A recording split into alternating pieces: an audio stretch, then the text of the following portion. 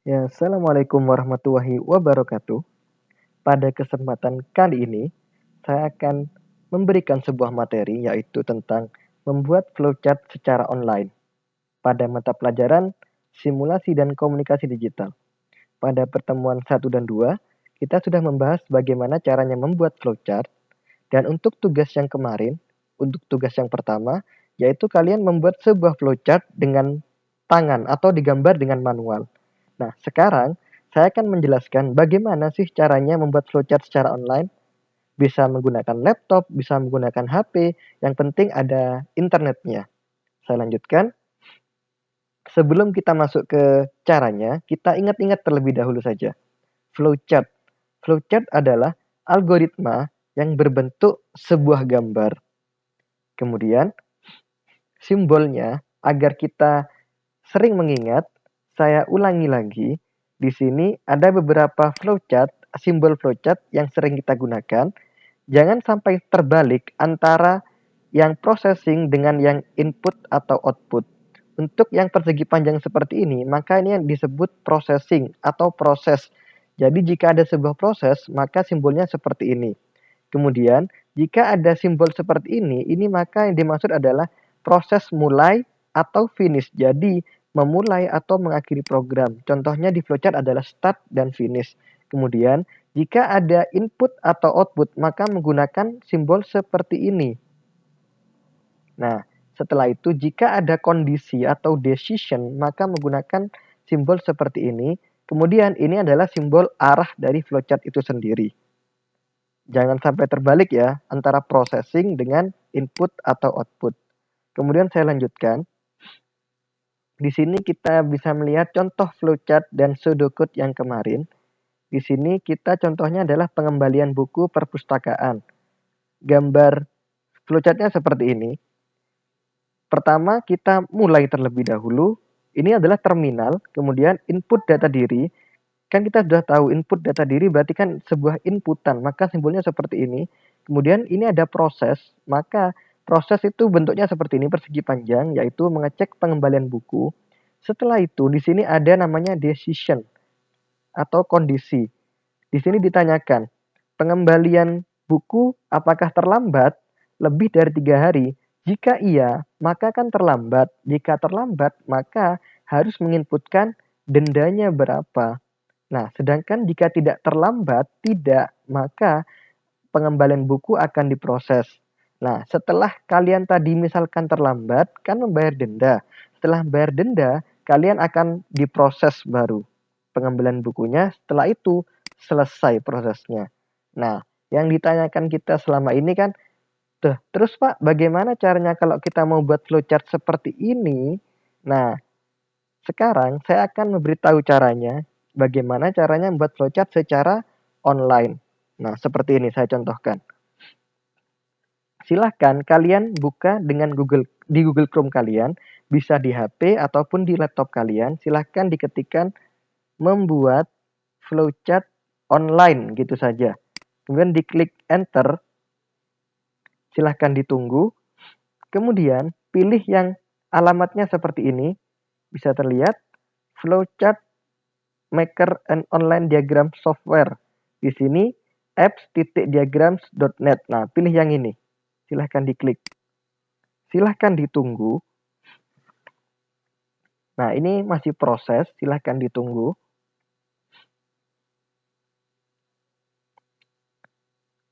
Nanti di HP saya jelaskan bagaimana caranya. Sekarang di laptop dulu. Sebenarnya antara di laptop sama di HP itu sama saja sebenarnya. Nah, sekarang saya buat terlebih dahulu. Ini soalnya sudah. Nah, nanti akan keluar seperti ini. Silahkan klik yang create new diagram, klik di sini. Nah, setelah itu klik yang blank diagram ini, kemudian klik create ini bawah. Silahkan ditunggu. Kemudian ini maksudnya ditaruh di mana filenya. Silahkan ketikkan ini filenya namanya apa. Misalkan flowchart perpus misalkan. Klik simpan, save, kemudian klik create. Silahkan ditunggu. Nah, akan muncul seperti ini. Jika ini yang di bawah mengganggu, silakan diklik X, tidak masalah. Nah, kalau sudah, di sini kita bisa melihat ini bisa digeser. Nah, biar kita kelihatan, terserah kalian enaknya bagaimana. Kemudian, kita sebelumnya kasih tulisan terlebih dahulu. Di sini ada teks kan ya? Klik teks. Nah, nanti di sini akan muncul. Silahkan, misalkan kita ingin membuat, ini adalah flowchart diagram. Flowchart diagram. Flowchart perpustakaan contohnya. Nah, kalau sudah, di sini kan tulisannya kan kecil dan jelek ya. Kita bisa mengeditnya dengan cara klik teks. Setelah itu kita ganti tulisannya. Misalkan kita ingin tulisan yang bagus, Comic Sans. Nah, kemudian kita buat bold. Kemudian kita ganti tulisannya menjadi lebih besar lagi misalkan. Silakan diedit di sini. Nah, misalkan sudah seperti ini. Nah, kemudian klik lagi. Ini kan ada tanda ya. Ada titik, silakan ditarik. Nah, sudah selesai. Flowchart perpustakaan. Misalkan kalian ingin memberi nama kalian di sini, silahkan taruh di sini. Misalkan di sini nama saya Muhammad Rizky Irwanto. Saya tidak suka tulisannya, maka saya ganti menjadi yang biasa saja. Misalkan saya kurangi. Nah, seperti ini. Saya lebarkan. Sudah. Jangan lupa punya kalian dikasih kelas 10 PKM 2 dan nomor absennya misalkan 07. Nah, biar kelihatan. Setelah itu, kan sudah seperti ini. Kita buat terlebih dahulu start. Start berarti kan terminal. Maka klik ini. Nah, ini berarti terminal namanya. Seperti yang tadi itu. Kemudian klik 2 kali di sini. Ketikkan start. Start. Jika sudah, nah, di sini kan tulisannya terlalu besar sepertinya. Bisa kita rubah, dikurangi lagi. Nah, seperti ini. Start. Setelah start, coba kita lihat lagi di tadi. Nah, start atau mulai, kemudian menginputkan data diri. Input data diri berarti apa? Nah, simbolnya seperti apa input data diri kan? Seperti ini. Diklik saja. Nah, kemudian kita luruskan di sini. Kemudian klik 2 kali, input data diri. Nah, sudah. Nah, kalau dirasa ini masih kurang kecil tulisannya, bisa dikurangi lagi. Nah, seperti ini. Ini juga dikurangi. Nah, jika sudah, nah ini ternyata bisa digeser gini. Nah, biar lebih bagus. Jika sudah, setelah input data diri, nah itu berarti kan ada garisnya. Garisnya bagaimana caranya? Klik start. Nah, di sini kan ada titik sama arah panah. Yang diklik arah panahnya, ini arah panah kelihatan. Klik start, arah panah ini tarik ke bawah, ke sini. Nah, sudah. Maka start input data diri. Setelah itu kita cek lagi. Ada proses mengecek pengembalian buku. Nah, kemudian kita masukkan, kan ada proses. Proses berarti seperti ini, persegi panjang. Nah, di sini. Klik 2 kali. Proses mengecek pengembalian buku. Nah, seperti ini. Dibuat besar seperti ini, biar bagus. Nah, jika ada garis tengah seperti ini, maka itu lurus maksudnya. Setelah itu, klik di sini, panahnya diklik, taruh di sini. Nah, berarti sudah ada garisnya. Kemudian, setelah mengecek pengembalian buku, kita cek lagi. Ada namanya kondisi pengembalian buku terlambat. Kita buat di sini. Nah, ini decision. Nah, ini kan sangat kecil sekali. Maka kita buat lebih besar dengan cara ditarik yang pojok ini. Nah, kemudian taruh di sini. Jika sudah, klik 2 kali. Silakan diisi. Pengembalian buku terlambat. Ini hanya contoh ya. Nanti punya kalian yang dulu itu silahkan dijadikan seperti ini. Lebih dari 3 hari. Nah, ini kan maksudnya kondisinya ya. Jika pengembalian buku lebih dari 3 hari, apa yang terjadi? Nah, di sini kita cek terlebih dahulu. Jika lebih dari 3 hari atau ya, maka bayar denda. Jika tidak, maka ada pengembalian buku diproses. Nah, sekarang kita buat. Denda berarti kan inputan. Kita taruh di sini.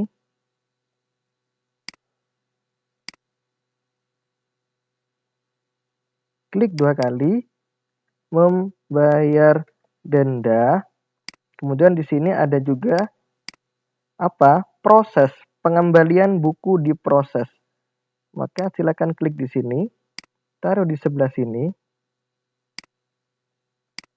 klik 2 kali, pengembalian buku diproses. Diproses. Nah, setelah itu kita tarik terlebih dahulu garisnya, jangan lupa. Nah, ini pojok, klik, sudah. Nah, setelah itu ini juga tarik ke sini, dan yang ini juga tarik ke sini. Langsung masukkan ke sini. Nah, jangan lupa kita kasih teks di sini. Jika kondisinya iya, maka akan bayar denda. Sedangkan jika tidak, maka proses pengembalian buku akan diproses seperti itu. Setelah itu kita lihat di sini. Nah, ini jika proses pengembalian buku sudah diproses, maka prosesnya selesai. Nah, kita berarti harus kasih terminal lagi. Terminal kita taruh di sini. Berarti di sini namanya finish atau selesai, terserah kalian, sama saja. Kemudian tarik ke sini. Finish. Nah, jangan lupa jika sudah membayar denda, maka diperbolehkan untuk pengembalian buku diproses seperti itu. Nah, ini sudah selesai. Nah, sudah selesai kan? Jika sudah selesai, bagaimana caranya menyimpannya, Pak? Caranya klik file, kemudian export as, pilih PNG, klik PNG, kita tunggu. Nah, di sini kita isikan 30, kemudian kita klik export. Silahkan ditunggu. Nah, waktu ada pilihan seperti ini, pilih yang device seperti ini. Nah, otomatis di sini sudah tersimpan. Cara lihatnya bagaimana, Pak? Klik titik 3 ini, klik download. Nah, ini. Nah, ini sudah muncul. Flowchart purpose, klik saja fotonya. Nah, ini sudah selesai. Gampang sekali, bukan? Nah, silakan ini dikumpulkan ke Google Classroom nanti. Saya beri alamat tugasnya, seperti itu. Nah, sekarang kita lanjutkan slide berikutnya. Itu kan tadi di laptop ya. Kemudian ini di HP. Sebenarnya sama saja. Silahkan dilihat ini. Jika di HP bagaimana caranya. Nah, jika di HP seperti ini, coba dilihat. Kita buka terlebih dahulu Google Chrome. Kemudian kita ketikkan juga membuat flowchart online. Setelah itu ditunggu. Nah, sama saja. Pilih appsdiagrams.net. Ditunggu. Setelah itu sama. Klik create new diagram. Silahkan ketikkan seperti tadi. Flowchart purpose.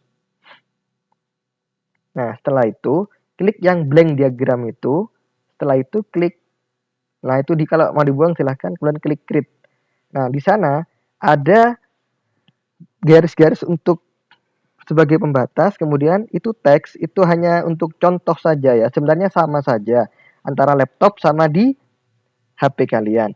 Setelah itu, jika kita klik yang pojok itu bisa geser sendiri. Nah, ini saya contohkan saja. Kemudian, nah ini adalah terminal. Klik start. Nah, setelah itu kita buat sebuah proses. Di sana ada persegi. Oh, bukan proses, ini input output maksudnya. Ini adalah input data diri dengan cara bagaimana kalau di HP, klik 2 kali, kemudian isikan input data diri. Ini hanya contoh saja ya. Jadi saya perpendek. Nah, di sini finish. Silahkan buat terminal lagi, klik 2 kali, dibuat finish. Nah, sudah. Ini hanya contoh saja biar cepat. Nah, kemudian klik start. Nah, di sana ada garis itu, silakan ditarik garisnya, bukan titiknya, garisnya. Nah, setelah selesai, nah kalian bagaimana cara ekspornya? Klik file, export, jadikan PNG. Nah, itu bordernya jadikan 30 sama kayak tadi itu. Setelah itu, klik export. Nah, jika selesai, klik device. Nah, itu sudah selesai. flowchart perpustakaan PNG Open. Nah, klik download, kemudian klik fotonya. Nah, silakan ini yang dikirim nanti ke Google Classroom. Seperti itu. Setelah itu saya lanjutkan. Nah, tugas kalian sekarang, pada pertemuan minggu kemarin, kalian sudah membuat flowchart di kertas dan digambar secara manual. Nah, sedangkan untuk pertemuan kali ini, untuk tugas kedua ini, kalian silahkan membuat sebuah flowchart. Nah, flowchartnya dari yang kemarin itu, tugas ke-1 kemarin. Tugas flowchart kemarin itu dijadikan secara online. Kan kemarin kan digambar secara manual. Nah, sekarang gambar secara online. Pakai cara yang saya tadi jelaskan. Silahkan dikumpulkan berupa gambar di Google Classroom. Terima kasih. Jika ada pertanyaan atau komentar, silahkan taruh di kolom komentar YouTube atau di Google Classroom. Terima kasih atas perhatiannya. Assalamualaikum warahmatullahi wabarakatuh.